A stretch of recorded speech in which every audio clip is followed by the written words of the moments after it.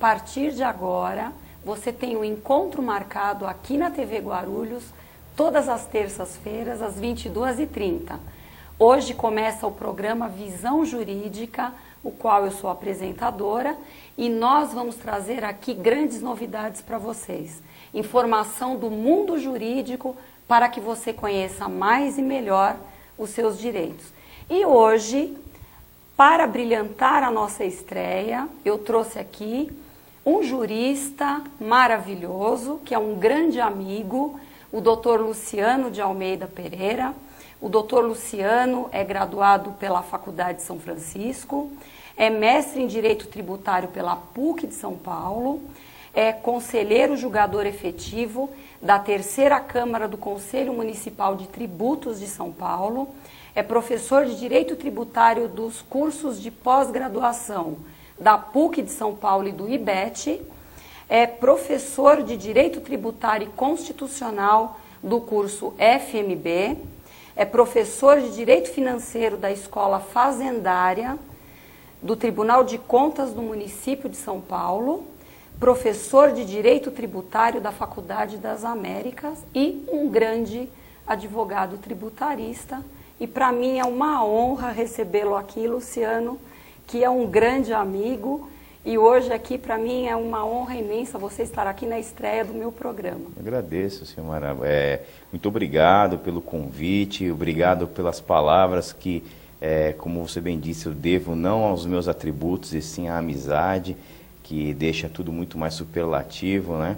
É uma grande honra para mim participar do seu programa e, sobretudo, na estreia, né? Então, é uma alegria realmente especial. Agradeço sobremaneira o convite. Muito obrigada, Lu. Nós vamos hoje falar sobre um assunto de interesse do cidadão, né? Pagamento de taxas, tributos, impostos, algo que atormenta um pouco a nossa vida, né?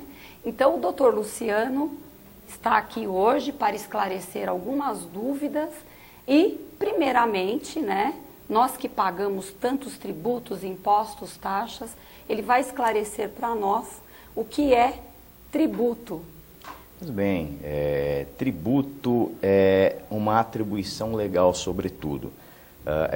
A figura do tributo, ela não fica ao talante da conceituação das pessoas, porque é uma determinação legal. O que determina o que é tributo é o artigo 3º do Código Tributário Nacional, que diz o seguinte: tributo é toda prestação pecuniária, compulsória, paga em moeda cujo valor nela possa se exprimir, instituída em lei, que não constitua sanção por ato ilícito e cobrado mediante atividade administrativa plenamente vinculada. Isso é tributo. Essa é a definição de tributo. Essa definição não é uma definição que eu ou qualquer pessoa pode fazer, não. É uma prescrição legal. Então, como o legislador, quando da feitura do Código Tributário Nacional trouxe essas linhas delineando o que é tributo, quer dizer que tudo aquilo que se enquadra àqueles predicados é tributo. O que não se afina com aquilo, portanto, não é tributo. Então, analisando com um pouco mais de minudência, ele começa dizendo o seguinte: tributo é toda prestação pecuniária. Logo, nós devemos entender que o crédito tributário, que é aquilo que nós devemos pagar à guisa de tributo, se dá necessariamente em dinheiro. Perfeito? Porque ele começa dizendo, é toda prestação pecuniária. Portanto, não é possível, hoje, excetuando uma única modalidade que consta do artigo 156 do Código Tributário Nacional, mas veja, é algo absolutamente, é uma exceção, não é possível fazer o pagamento de tributo de outra maneira que não seja em dinheiro. Logo em seguida, o legislador vem dizendo, olha, é uma prestação pecuniária compulsória. E isso, então, faz com que nós tenhamos a obrigatoriedade de pagar tributo. Tributo não é uma opção.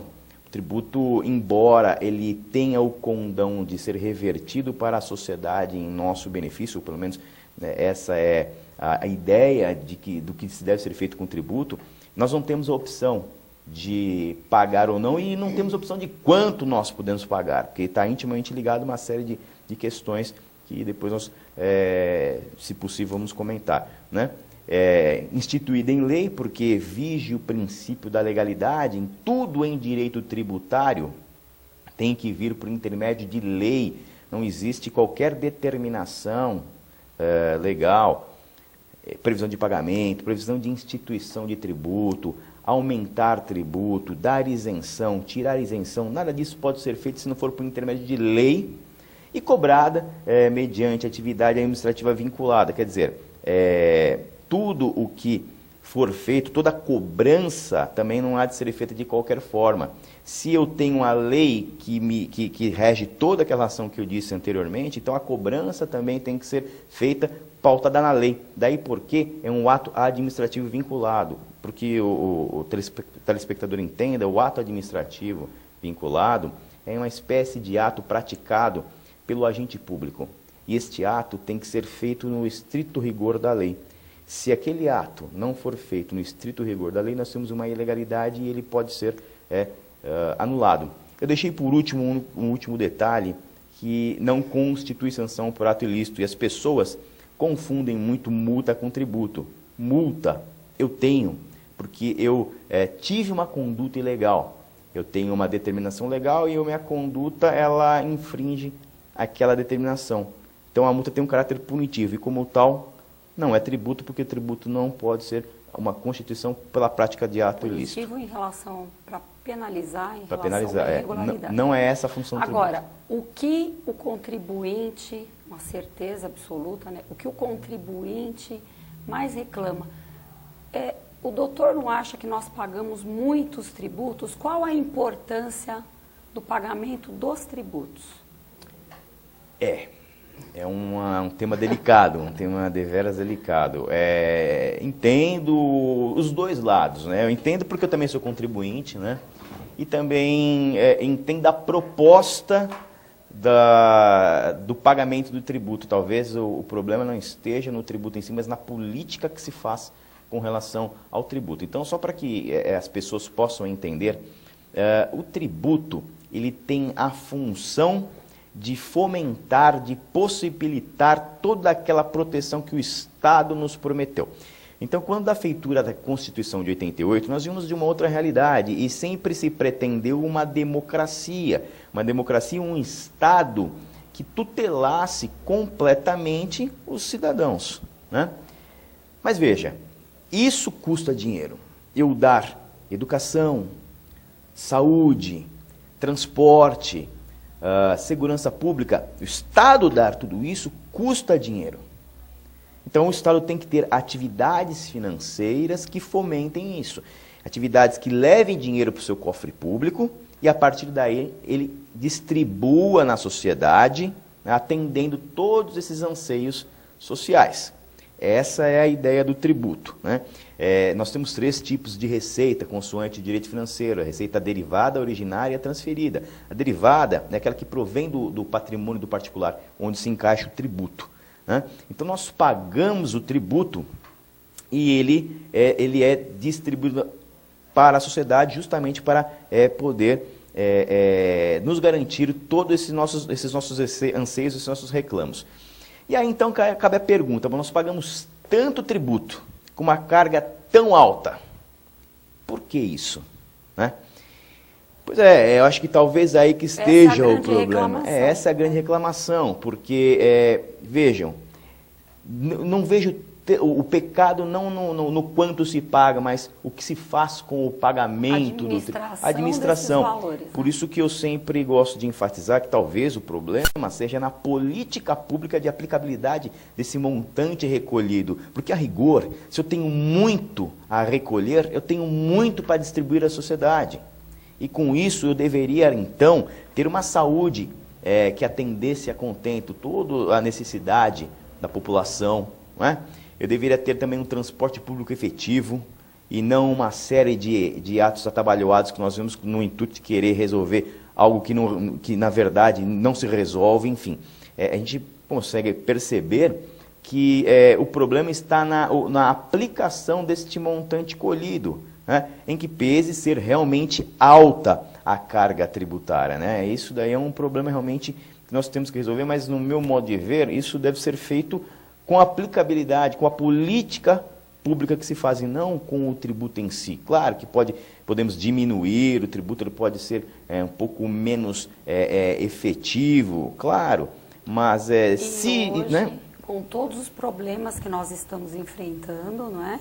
Nós estamos numa crise que a sociedade vem reclamando, fazendo várias manifestações, justamente porque esses valores não são aplicados de uma forma adequada, não é? Então, hoje nós temos uma crise na saúde, na educação, em vários setores, e essas manifestações todas, como é que você vê isso? Elas são constitucionais? É um veja, reflexo, né? Sim. Dessa má administração. Sem dúvida. Bom, a primeira coisa que temos que frisar é que o poder emana do povo. Isso é uma prerrogativa constitucional. Então, o poder é nosso. E quem está lá está nos representando. O poder não é deles. Eles estão lá representando a cada um de nós. Então, o desejo de ver todo esse montante pecuniário aplicado de forma correta é nosso. Então, as manifestações são lícitas e constitucionais, porquanto previstas na Constituição. Então, são constitucionais, sim.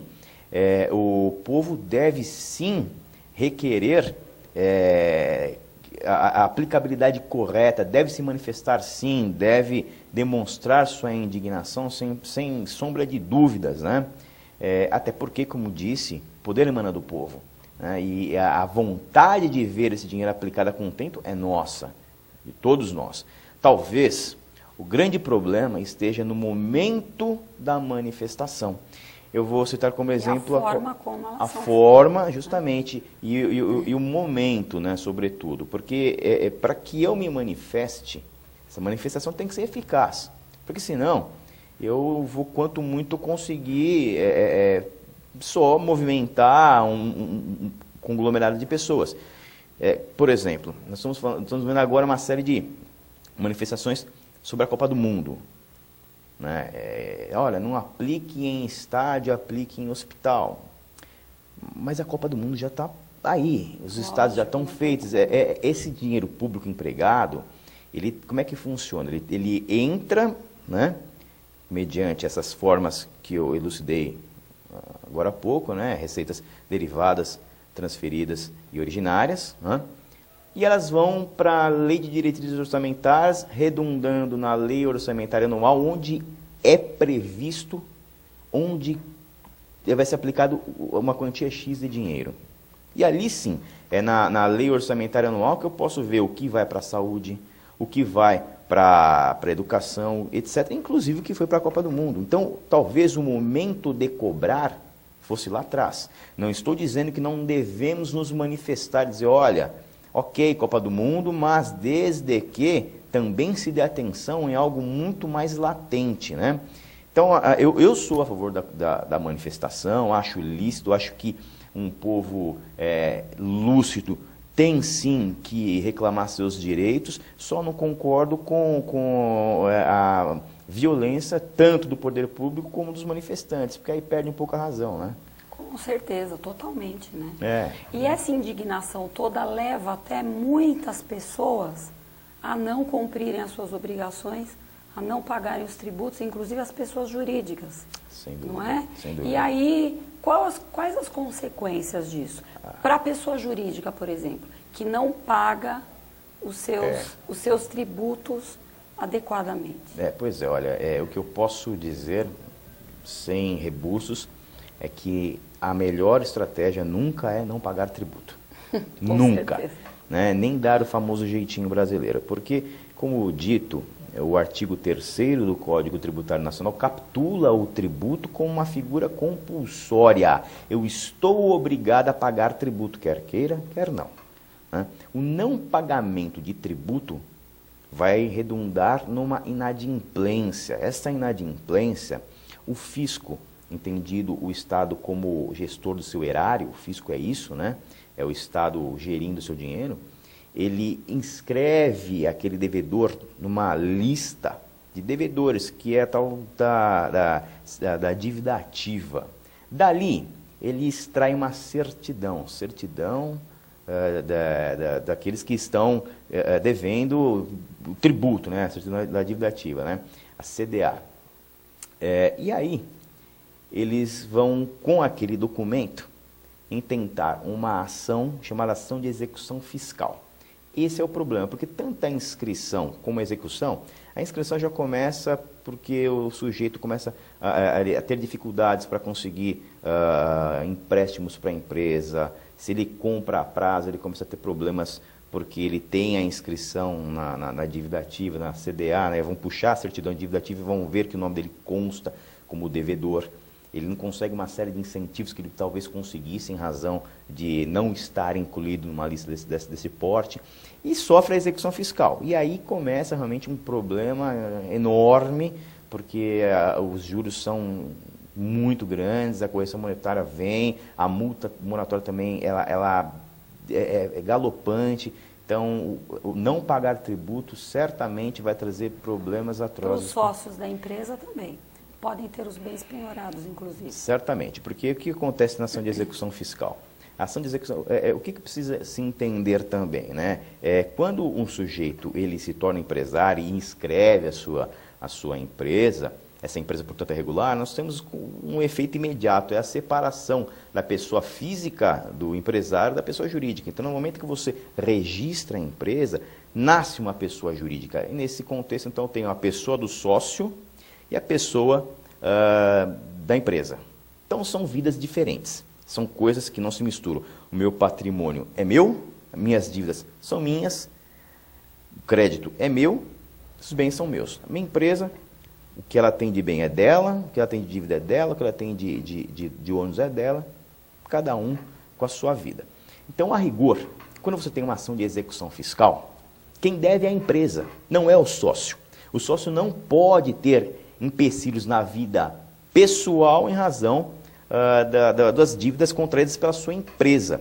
Então, quando eu tenho uma ação de execução fiscal, quem fica impedido de ter incentivos, quem tem bens penhorados, é a empresa. Com efeito, nós temos a figura da desconsideração da pessoa jurídica. Isso ocorre quando se descaracteriza a pessoa jurídica, deixa ela de lado, e aquela dívida, embora seja da empresa, recai sobre o sócio. Ou seja, o sócio, um terceiro que a rigor não tinha relação com a prática de um fato que gerou tributo, quem praticou este fato foi a empresa dele, embora ele não tenha concorrido para isso, ele assume o ônus. E aí sim, nesse contexto, embora a dívida da empresa, ele pode ter seus bens pessoais penhorados. Bom, o assunto está muito interessante, mas nós vamos a um breve intervalo. E a você que acompanha o programa Visão Jurídica, nós vamos a um breve intervalo, não saia daí, até já.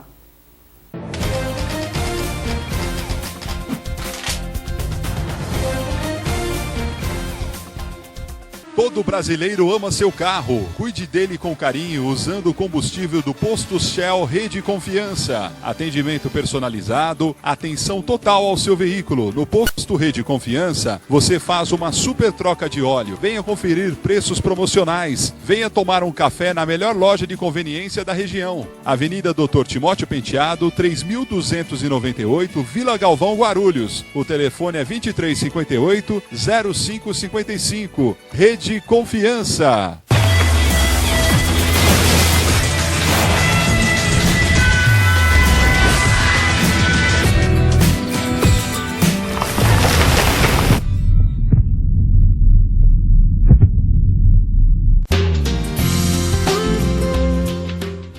Apoio ACESP, Associação dos Canais Comunitários do Estado de São Paulo.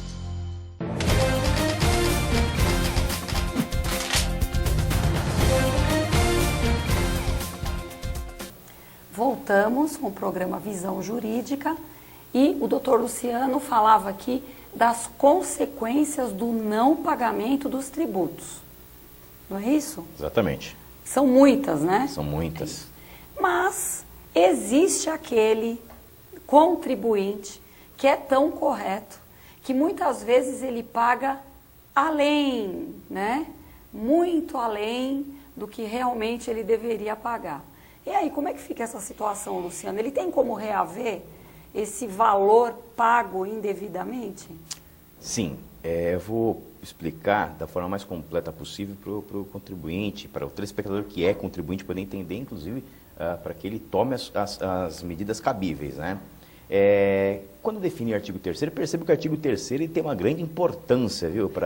Ele é muito técnico, muito talvez técnico. O telespectador não... Talvez não consiga entender, né? Mas eu estou tentando deixar mais factível possível, mas vamos lá. Eu disse que eu tenho que ter a previsão legal, né? Então, tudo é por intermédio de lei, não é isso? Ok, então nós já sabemos que o tributo, quando for cobrado de mim, será cobrado por intermédio de lei. Muito bem. E às vezes o sujeito vai lá, paga tributo e paga a maior.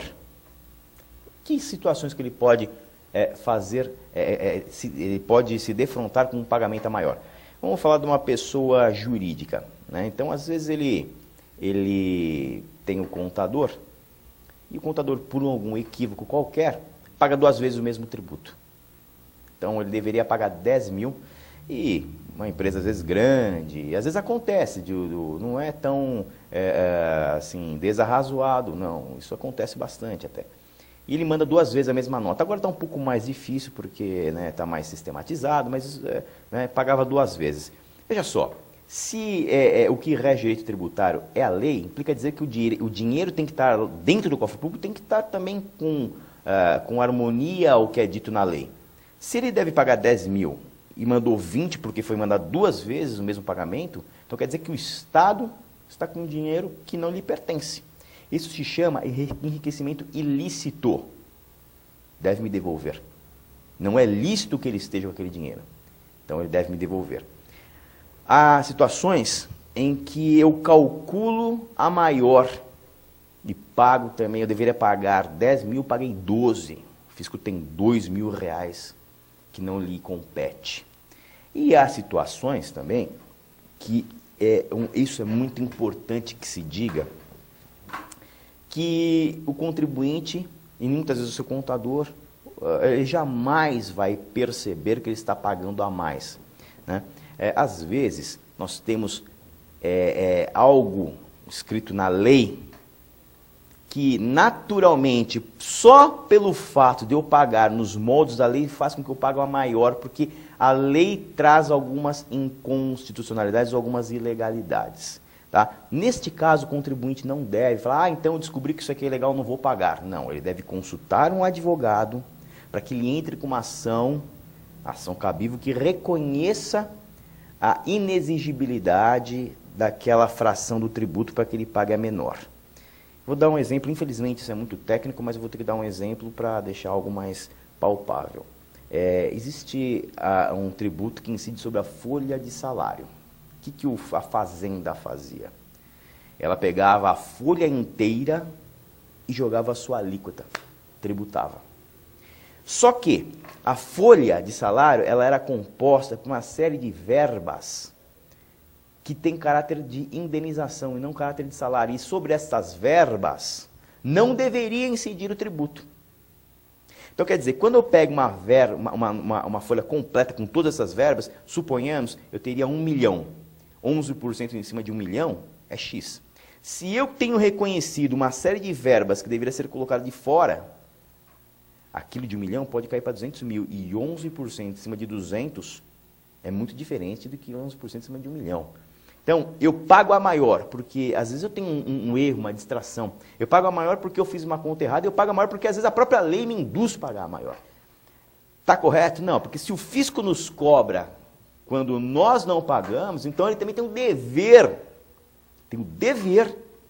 de nos devolver. Primeiro porque vige o princípio da moralidade.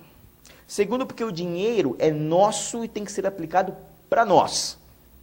E na exata medida em que fomos exigidos. Né, pelo menos. Deveria. O que eu devo fazer? Devo, então, procurar alguém que seja especialista para tomar uma medida ou administrativa ou judicial que possa buscar a recuperação desse tributo, que é plenamente possível.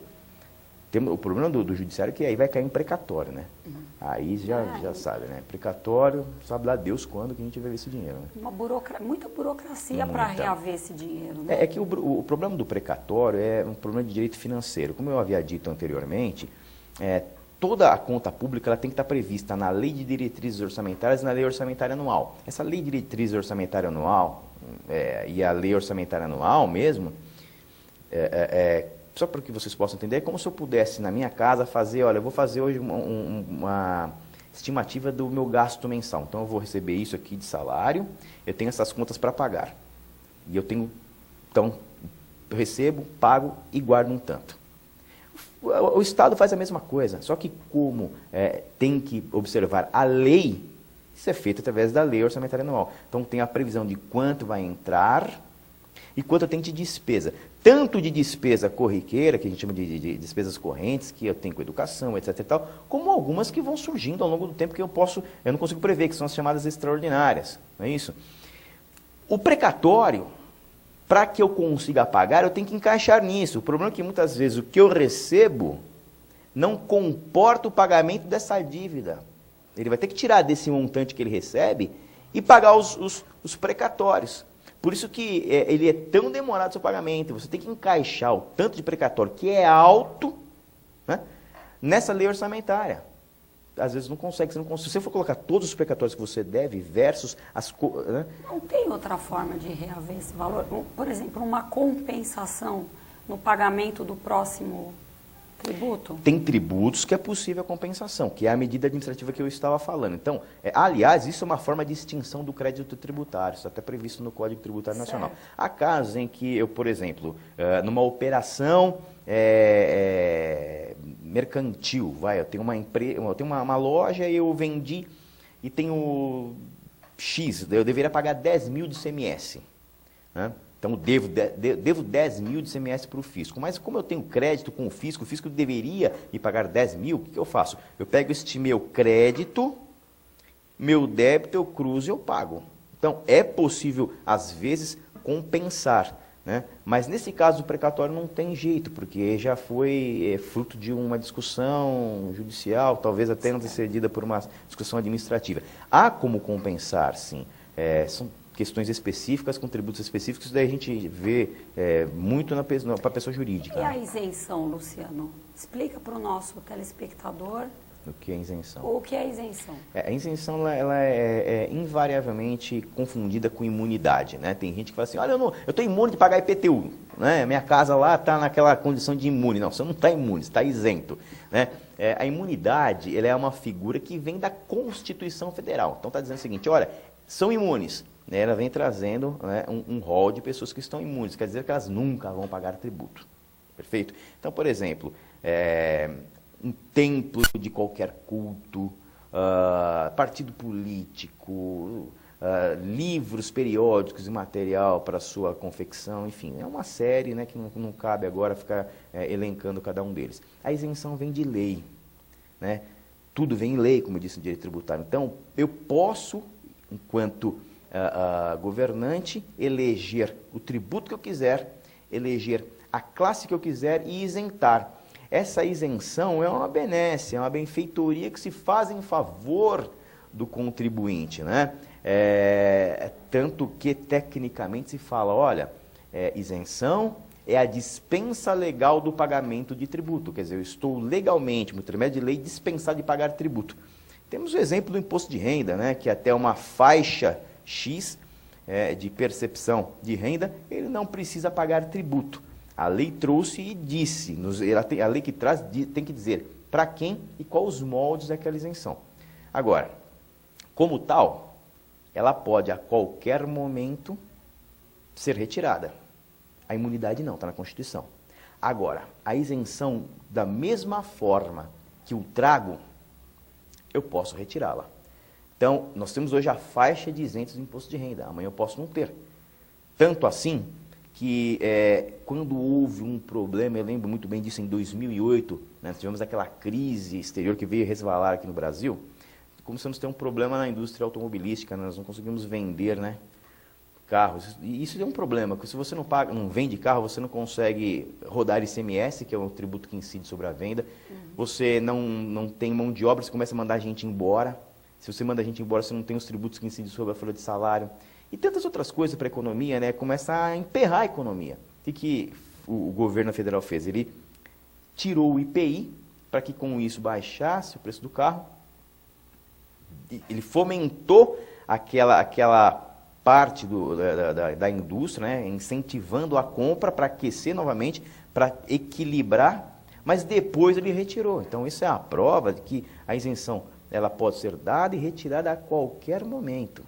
Tá? Muito embora naquela ocasião, embora eles digam que tenha tido isenção, não foi isenção, foi uma diminuição. Porque isenção, ou você dá total ou não é isenção. Bom, Luciano, olha, infelizmente, nosso programa chega ao final. Eu gostaria de agradecer imensamente a sua presença, agradecer, muito obrigada pessoal e toda a equipe da TV Guarulhos por sua presença aqui hoje, na estreia do programa Visão Jurídica. Muito obrigada mesmo. Olha, tá? Quem agradece sou eu, né? Muito, duplamente, né? Pela amizade e pela oportunidade de vir conversar um tema muito complexo. Tributário é sempre complexo, nunca é fácil, né? Espero que eu tenha conseguido elucidar as questões da melhor forma. Com certeza, está convidado para retornar aqui numa próxima oportunidade. Será uma honra. Muito obrigado. E a você que acompanhou o programa Visão Jurídica, espero você na próxima semana. Visão Jurídica, atualidade, conhecimento, informação, aqui na TV Guarulhos.